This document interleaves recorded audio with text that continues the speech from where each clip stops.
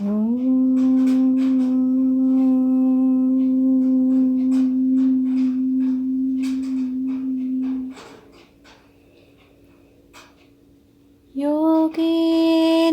चित्तस्य पदेन वाचा मलं शरीरस्य च वैद्यकेन योपाकरोत्तं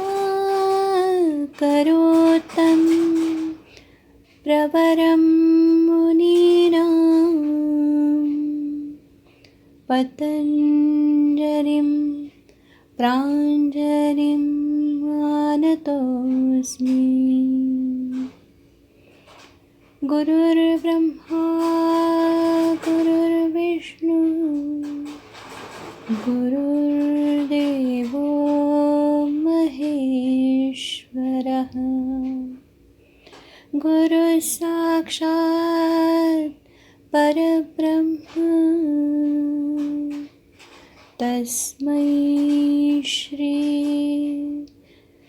गुरवे नमः।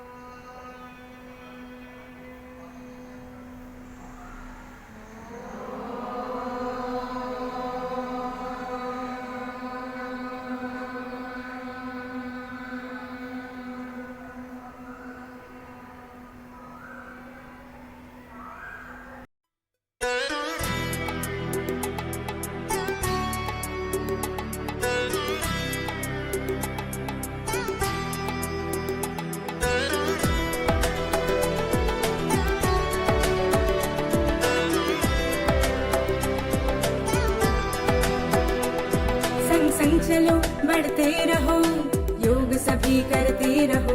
संग संग चलो बढ़ते रहो, योग सभी करते रहो।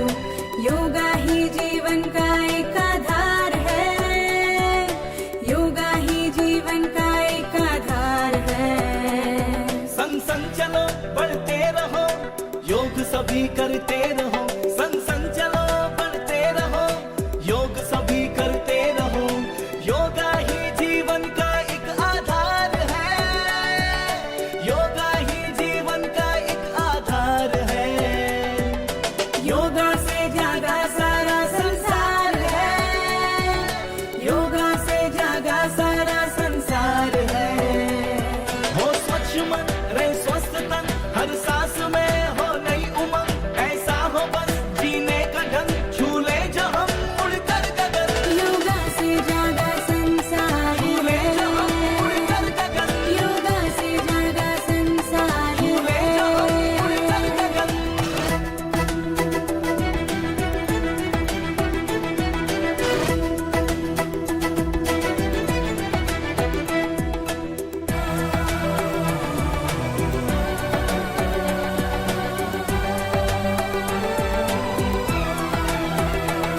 ये आस्था है संस्कृति जिससे जुड़ी है प्रकृति। विश्वास ये एक योग है, अब दूर हर एक रोग है। आलस से हम लड़ते रहे, हर रोज योग करते रहे।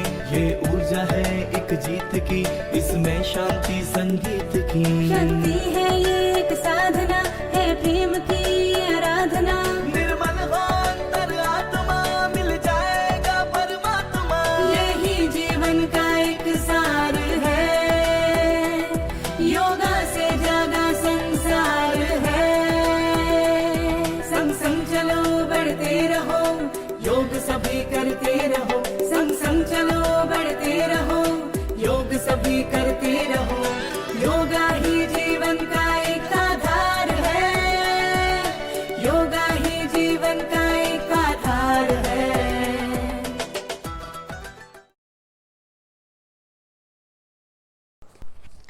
21 जून हा दिवस जगभरातील अनेक देशांमध्ये सर्वात मोठा दिवस असतो. या दिवशी सूर्योदय लवकर होतो आणि संध्याकाळी जास्त वेळेपर्यंत उजेड असतो. त्यामुळे या दिवसाला महत्त्व प्राप्त होते. म्हणून हा दिवस आंतरराष्ट्रीय योग दिन म्हणून साजरा करण्यात यावा असा प्रस्ताव भारताचे पंतप्रधान माननीय नरेंद्र मोदीजी यांनी सप्टेंबर 2014 मध्ये झालेल्या संयुक्त राष्ट्राच्या महासभेत मांडला होता. यावर विस्तृत चर्चा झाल्यावर डिसेंबर 2014 मध्ये या दिनाला मान्यता देण्यात आली आणि 21 जून 2015 रोजी पहिला आंतरराष्ट्रीय योग दिन साजरा करण्यात आला. योगाच्या नियमित सरावामुळे शरीर तंदुरुस्त होते, वजन कमी करता येते, वेगवेगळ्या ताणतणावापासून मुक्ती मिळते, रोगप्रतिकार शक्ती वाढते, ऊर्जा शक्ती वाढते, शरीराचा लवचिकपणा व शरीराची ठेवण सुधारते, अंतर्ज्ञानात वाढ होते, मन शांत होते, असे असंख्य फायदे होतात. बऱ्याच जणांनी याचा अनुभव घेतलाच असेल. कोरोनाच्या या संकटामुळे यंदा घरी राहूनच आपण सर्वजण जागतिक योग दिनात सहभागी होऊयात. योगासने करून शरीर व मन दोन्ही सशक्त ठेवूयात. यावर्षी आपल्या संस्थेच्या सर्व शाखांमधून एकत्र ऑनलाईन कार्यक्रम साजरा होत आहे. चला तर मग आपण सर्वजण मिळून योग दिनात सहभागी होऊयात.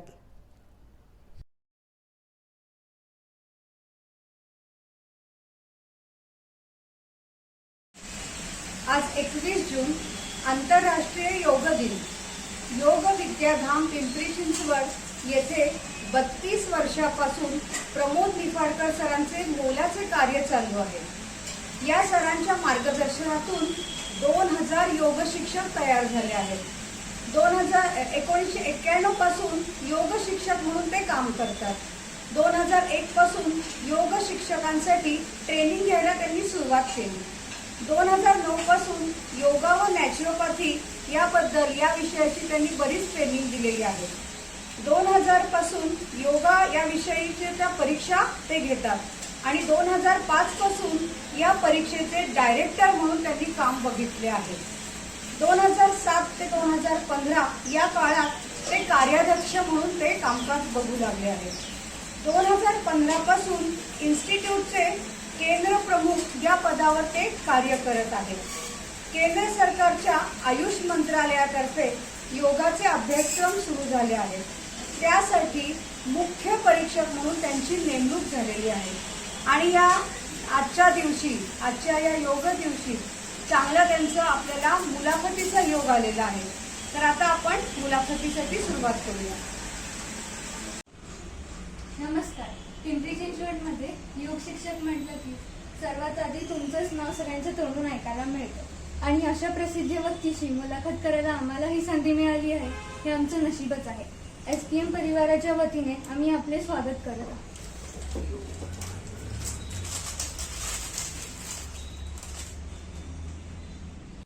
तर आजचा माझा पहिला प्रश्न आहे, योगाची आवड तुम्हाला कोणामुळे व कशी निर्माण झाली? मी गेले 30-32 वर्ष ह्या योग क्षेत्रामध्ये आहे आणि माझे गुरु योगाचार्य श्रीकांत जोगळेकर या हयात नाहीये, त्यांच्याकडून मला योग शिकायला मिळाला. मी त्यावेळेस बजाज ऑटोमध्ये सर्व्हिस करत होतो आणि त्यावेळेस माझ्या पायाला एक विशिष्ट प्रॉब्लेम आला. त्याला डॉक्टरांनी व्हेरिकोज व्हेन्स असं सांगितलं होतं आणि त्याला वैद्यकीयमध्ये फारसे उपचार नव्हते. योगामध्ये मात्र उपचार आहेत असं समजल्यामुळे मी योगवर्ग सुरू केला आणि त्यानंतर मला आजपर्यंत कुठलाही त्रास झालेला नाहीये आणि तेव्हापासून आजपर्यंत मी ही योग सातत्याने करतो आहे. योगा केल्यामुळे काय फायदा होतात? म्हणजे शारीरिक वाढीसाठी, बुद्धीसाठी, आरोग्यासाठी काय फायदा होतो? योग हा खरं म्हणजे सगळ्यांसाठीच उत्तम आहे, परंतु शालेय विद्यार्थी किंवा महाविद्यालय विद्यार्थी यांच्या दृष्टीने खरं म्हणजे योग अत्यंत उपयुक्त आहे.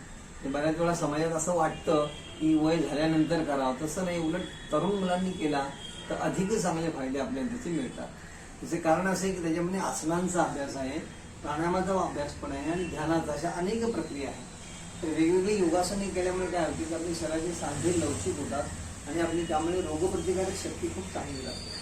त्यानंतर आपण प्राणायामाचा जेव्हा अभ्यास करतो तर प्राणायाम हे पूर्णपणे मनाची वाढ किंवा मनाची शांतता देणारं असं सुंदर शास्त्र आहे. आणि त्याचा उपयोग काय होतो की मन शांत होतं, मनाची एकाग्रता वाढते आणि त्यामुळे काय होते की अभ्यासातलं आपलं जे लक्ष आहे ते खूप चांगलं होतं.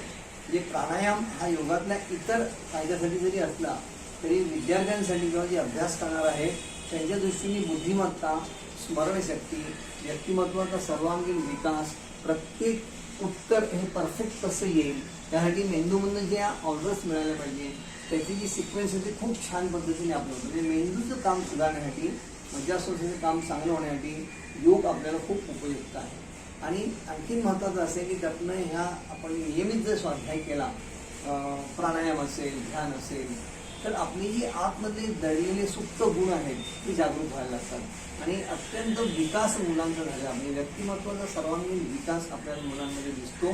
आणि सगळ्यात महत्त्वाचा फायदा आहे की परीक्षा कालावधीमध्ये बऱ्याच वेळा मुलं आजारी पडतात ताणतणावामुळे, तर ते आजार पण कमी होतं आणि परीक्षेचं जे भय असतं त्यांनी जे ताण येतात त्यामुळे विस्मरण होतं, हे सगळे प्रॉब्लेम निघून जातात. आणि शालेय विद्यार्थ्यांनी नियमित योगाभ्यास करणं हे अत्यंत उपयुक्त निश्चितपणे आहे.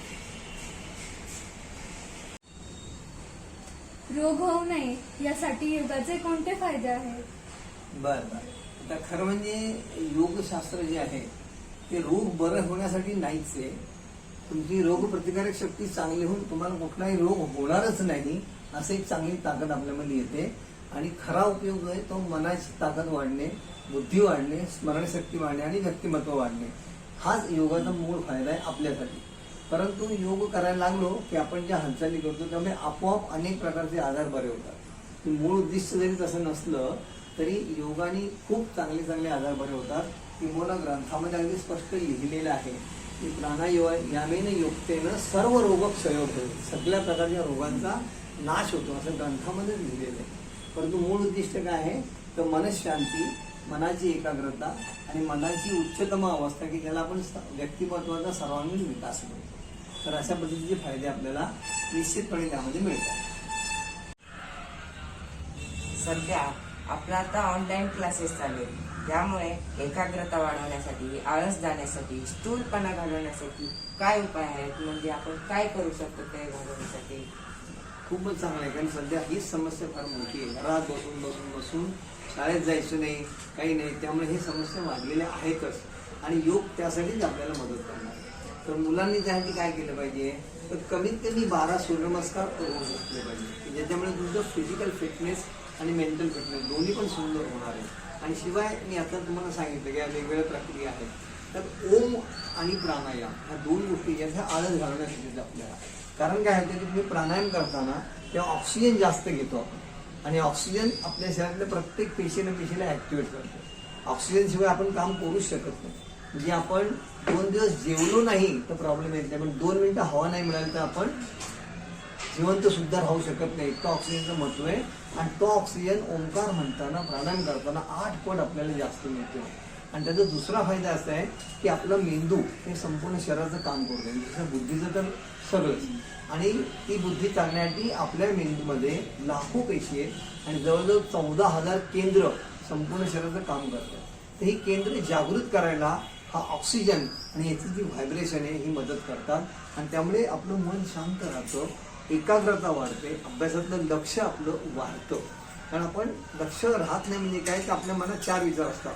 शांततेमुळे ते विचार कमी होतात आणि खूप अभ्यास चांगला होतो. याच्यावरती संशोधन सुद्धा झालेलं आहे की असे हे प्राणायाम किंवा ओंकार जर रोज तुम्ही 10 मिनिटं म्हणतात तर वार्षिक परीक्षेमध्ये 20% गुण वाढतात असं संशोधन त्यावेळेला 10 मिनिटं झालेलं आहे. म्हणजे इतके चांगले उपयोग आहेत. म्हणजे आपण ओंकार करावा, एखादा प्राणायाम करावा आणि सूर्यनमस्कार वेळ नसेल बाकीचं आपल्याला नाही, पण सूर्यनमस्कार 12 जरी घातले तर तुमचा स्थूलपणा, आळस हे सगळं निघून जाईल आणि उत्साह, तरतरी अत्यंत तुम्हाला चांगली होईल. लक्षात? हो, हे अगदीच मला कळालं.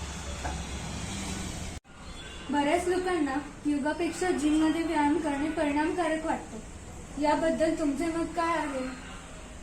म्हणजे जिम किंवा इतर व्यायाम हे सुद्धा चांगलेच आहेत, योगही चांगलाच आहे. आपल्याला काय जमतंय ते आपण करावं, कारण प्रत्येकाची शरीर प्रकृती वेगवेगळी असते. तर जिमच्या ठिकाणी उत्तमच आहे, योगाच्या ठिकाणी उत्तम आहे. फक्त बाकी जे व्यायाम प्रकार किंवा बाकीचे खेळ आहेत त्याच्यामध्ये फक्त शारीरिक विकास होतो आणि योगामध्ये शरीराबद्दल बरोबर मानसिक विकास, बौद्धिक विकास होतो. हा अत्यंत महत्वाचा फरक आहे आणि सध्या आपल्याला त्याची गरज जास्त आहे. बुद्धी वाढणे, स्मरणशक्ती ही आपल्या दृष्टीने अत्यंत महत्वाची आहे. शारीरिक कष्ट त्या मनाने आता खूप कमी लागतात आपल्याला, परंतु दोन्ही आपल्या ठिकाणी श्रेष्ठ आहे. योगामध्ये आपल्याला शारीरिक डेव्हलपमेंट पाहिजे तर आपण सूर्यनमस्कार करू शकतो आणि मानसिक विकास पाहिजे तर आपण प्राणायाम करू शकतो. त्यामुळे सगळे कुठलाही व्यायाम करा तो अत्यंत उपयुक्त आहे, पण योगाची विशेषता काहीतरी वेगळी आहे आणि म्हणूनच तर सगळं जग जेव्हा हा आंतरराष्ट्रीय योग दिन जाहीर झाला तर 185 देशांनी पहिल्या एका मताने तो मंजूर केला. याचा युनेस्कोला हा पहिला प्रस्ताव आहे की इतका पटकन मंजूर झाला. आलं लक्षात? हो, खूप छान समजावलं तुम्ही. सध्या आपल्या सगळ्यांवर कोरोनाचं संकट आहे, त्यामुळे आपण कुठले योगासने केल्यामुळे आपल्याला कोरोनाचा प्रादुर्भाव टाळता येईल व कसा योग उपयुक्त ठरेल ह्याच्याबद्दल थोडी माहिती द्या. छान, अतिशय चांगला प्रश्न विचारलाय, कारण सध्या सगळे जग याच्या भीतीमुळे कंटाळून गेलेलं आहे. आणि सगळ्यात महत्वाची गोष्ट अशी की आता सध्या परिस्थिती अशी आहे की लोक भीतीमुळे जास्त आजारी पडायला लागले. म्हणजे 50% लोक हे कोरोनाची भीतीमुळेच आजारी पडत आहेत आणि योग तिथे खूप अत्यंत उपयोगी आहे. कारण मी मगाशीच आपल्याला म्हटल्याप्रमाणे की मानसिक शांती, मनाची ताकद वाढली की माणूस समोरच्या गोष्टीला तोंड देऊ शकतो. म्हणून आपल्याला तुकाराम महाराज नेहमी म्हणतात की मन करारे प्रसन्न सर्व सिद्धींचे कारण. हे सगळ्या प्रकारच्या त्रासाला आपण ताकद लावून प्रतिकार करू शकतो. आता ऍक्च्युअली सायंटिफिक दृष्ट्या म्हणजे शास्त्रीय दृष्ट्या आपल्याला हा योग कसा उपयोग होईल, विशेषतः कोविड-19साठी. त्यात महत्वाची गोष्ट अशी आहे की जलनीती आपण सगळे सध्या बघतो आहोत की मंगेशकर हॉस्पिटलमध्ये डॉक्टर केळकर यांनी अगदी स्पष्टपणे दाखवून दिलं की माझ्या हॉस्पिटलमध्ये जेवढे डॉक्टर आहेत त्यांना मी रोज जलनीती करायला लावतो 3 वेळा. त्याच्यामुळे सारखे त्या रुग्णांच्या संपर्क असून सुद्धा त्यांना कुणालाही कोविड पॉझिटिव्ह झालेले नाहीये. म्हणजे जलनीती ही आपल्या नाकाच्या आत शुद्धी करणारी प्रक्रिया आहे.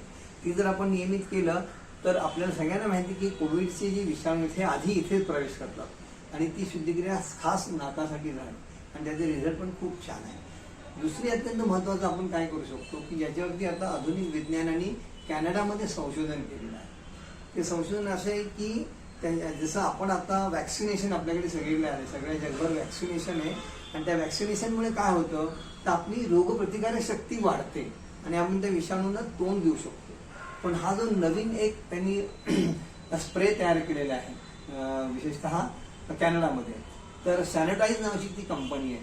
तर त्या स्प्रेमध्ये त्यांनी नायट्रिक ऑक्साईड वापरलेलं आहे. ते नायट्रिक ऑक्साईड काय करतं, त्या विषाणूंना मारून टाकते. त्यामुळे तुम्ही तुमच्याजवळ स्प्रे ठेवला आणि बाहेर फिरताना 2 वेळा स्प्रे मारला तर ते विषाणू आत जायचा प्रश्नच येत नाही. हे जे नायट्रिक ऑक्साईड त्यांनी शोधून काढलेलं आहे ते परमेश्वराच्या कृपेने आपल्या शरीरात तयार होते. फक्त त्याचं प्रमाण कमी असल्यामुळे आपण फक्त सर्दी वगैरे किरकोळ आजारला त्याचा प्रतिकार करू शकतो. पण हे जर जास्त प्रमाणात निर्माण झालं तर आपण कोविडला सुद्धा प्रतिकार करणार आहोत. आणि त्याच्यावरती इतके चांगले तज्ज्ञ लोकांनी मार्गदर्शन केलेले आहे की आपण हमिंग नॉईज म्हणजे हम अशा प्रकारचा जर आवाज आपण केला तर त्यांनी आपल्या शरीरामध्ये नायट्रिक ऑक्साईड 10 पटीने जास्त वाढतो. त्यामुळे आपण जे योगशास्त्र आहे त्यामध्ये ओंकार आणि भ्रामरी प्राणायाम हे 2 जर आपण नियमित केले, पण किती करायला पाहिजे तर 15-15 मिनिटे केले पाहिजे, तर त्यांनी हे नायट्रिक ऑक्साईड शरीरामध्ये वाढतं आणि कोविड-19 जे विषाणू तुम्हाला अजिबात त्रासच देऊ शकत नाही.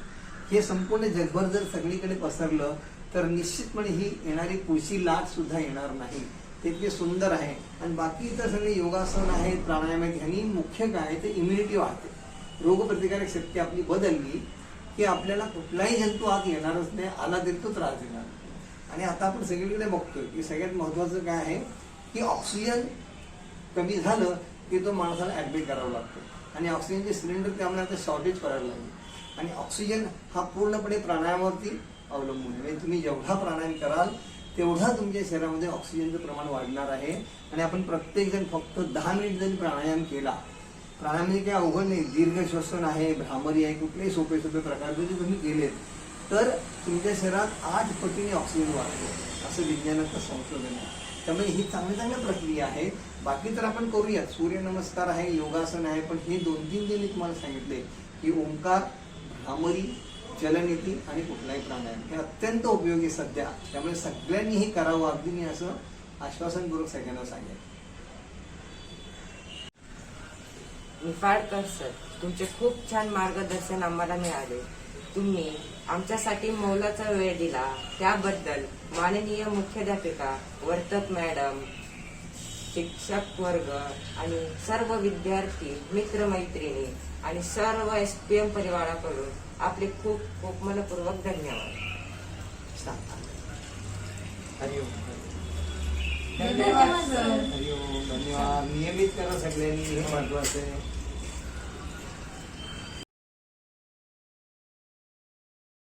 Good morning, students. Welcome you all.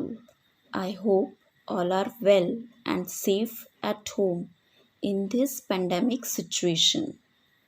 Today, 21st June, is going to be the longest day of the year. Our solar system consists of many planets, stars, asteroids, meteors, and of course, Sun, which is the heart of our solar system. Our Earth also receives light from the sun. In India, the summer solstice will last for 13 hours and 58 minutes. December 21st is winter solstice, the shortest day of the year in the northern hemisphere. Day is a unit of time lasting 24 hours, and night is a part of the day when the sun is not visible. The earth rotates around itself and revolves around the sun. The earth is tilted by 23 degree 30 minutes. Our earth is divided into northern, southern, eastern and western hemispheres respectively. The northern hemisphere is the north half part of the earth. It begins at 0 degree of the equator line and continues north until it reaches 90 degree north latitude or the North Pole. Tropic of Cancer is a line of latitude that passes through the northern hemisphere 23 degree 30 minutes north of the equator. On 21st June, the summer solstice begins in the northern hemisphere where the sun reaches the highest point altitude from viewpoint of an observer. The sun rays are 90 degree perpendicular to the northern hemisphere, which means it receives maximum sunlight during day over Tropic of Cancer, where India lies. During this period, as the earth is tilted, in northern hemisphere, countries like Africa, North Africa, Mexico, southern China and India receives direct sunlight. Therefore, the sun rises early and sunsets late. In northern hemisphere, the countries like Norway receives maximum sunlight, that is around 24 hours. Hence, the sun never sets for 6 months, whereas the remaining countries falling under northern hemispheres receives sunlight for 13 hours 27 minutes etc., and it varies going towards South Pole. That's why 21st June, falling under summer solstice, is the longest day of the year, and that time it's shortest day in the southern hemisphere. Thank you.